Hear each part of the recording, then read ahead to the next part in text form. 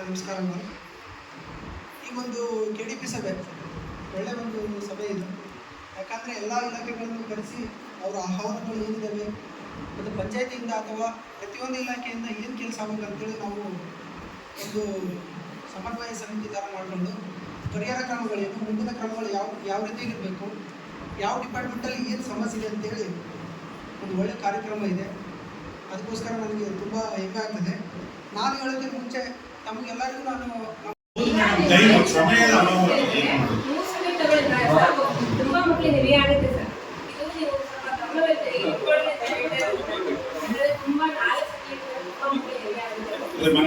ವರ್ಷದ 36,000 ರೂಪಾಯಿ ಅವರಿಗೆ ಇದು. ನಿಮಗೆ ಹೇಳಿ ಸರ್, ತಗೊಳ್ತೀರಿ ಎಷ್ಟಿದೆ? ಓಕೆ, ನಾಳೆ ಇಲ್ಲಿ ತನಕ ಕೊಡಬೇಕು. ಓಕೆ, ಇಲ್ಲ ಇಲ್ಲ ಅವರು ಈಗ ಪ್ರತಿ ವರ್ಷ ಕೊಡ್ತಿದ್ದಾರೆ. ನಾನು ಹೇಳ್ತಿಲ್ಲ, 2010 ಇತ್ತು, 11ಕ್ಕೆ ಬಂದು 10 ವರ್ಷ ಆಯ್ತು. ಪ್ರತಿ ವರ್ಷಕ್ಕೆ ತಾನೇ 1 ಲಕ್ಷ ಇದೆ ಸರ್. ಪ್ರತಿ ವರ್ಷ ಅಲ್ಲ, ಹಿಂದೆ ಏನಿತ್ತು ನನಗೆ ಗೊತ್ತಿಲ್ಲ. ಆ ದುಡ್ಡಿನ ಲೆಕ್ಕಾಚಾರ ನೀವು ಯಾವ ಸಬ್ಮಿಟ್ ಮಾಡ್ತೀರಿ ಗೊತ್ತಿಲ್ಲ.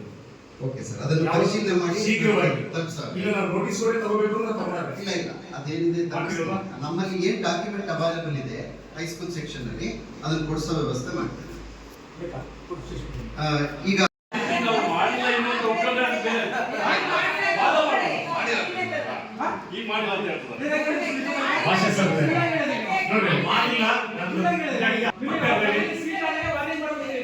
ಒಂದು ಸತಿ ನಾನೇ ಬುದ್ಧ ಪರಿಶೀಲನೆ ಮಾಡಿ ಬಾರಿ ಮಾಡಿದ್ರಿ. ಆದ್ರೂ ನಾನು ಒಳ್ಳೆದು ನಾನು ಹೇಳಿದ್ದೆ, ಆದ್ರೂ ಮಾಡಿ ಒಂದು ಸಫರ್ ಪಡಿದೆ.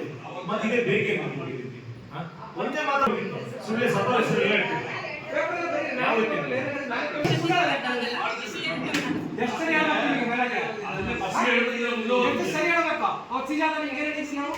ಸಮಿತಿ ಮಾಡಬೇಕು.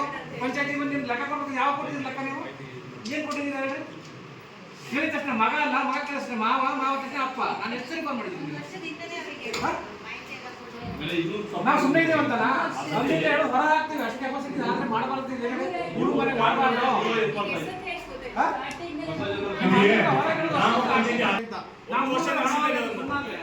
ಇವರು ನಮಗೆ ಕೈ ಬಿಡ್ತಾರಲ್ಲ ಅಂತ ಇಂಥ ಗ್ರಾಮ ಸೇವಕರು ಸುಳ್ಳು ಹೇಳ್ತಾರೆ. ನಿಮಗೆ ಒಂಚೂರು ನಾಚಿಕೆಲ್ವಾ? ನಾನು ಸತ್ತ 7 ವರ್ಷದಿಂದ ಏನಾಗ್ತಾ ಇದೆ ಈಗ ಈ ಸರಿ ಮಾಡ್ತೀರಾ? ಇನ್ನೇನು ಮುನ್ಸಿಪಲ್ ಪಂಚಾಯತ್ ನಾ ಹೇಳಿದ್ದೀನಿ. ಸಮಿತಿ ಯಾವ ಮಾಡ್ತಿದೆ? ಯಾವ ಡೇಟ್ ಹೇಳ್ಬೇಕಾ?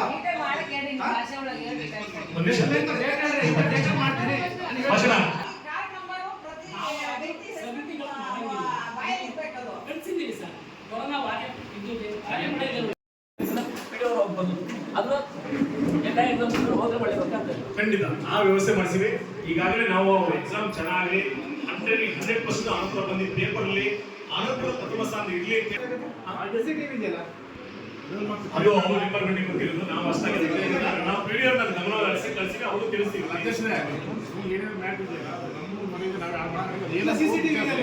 ಇಲ್ಲ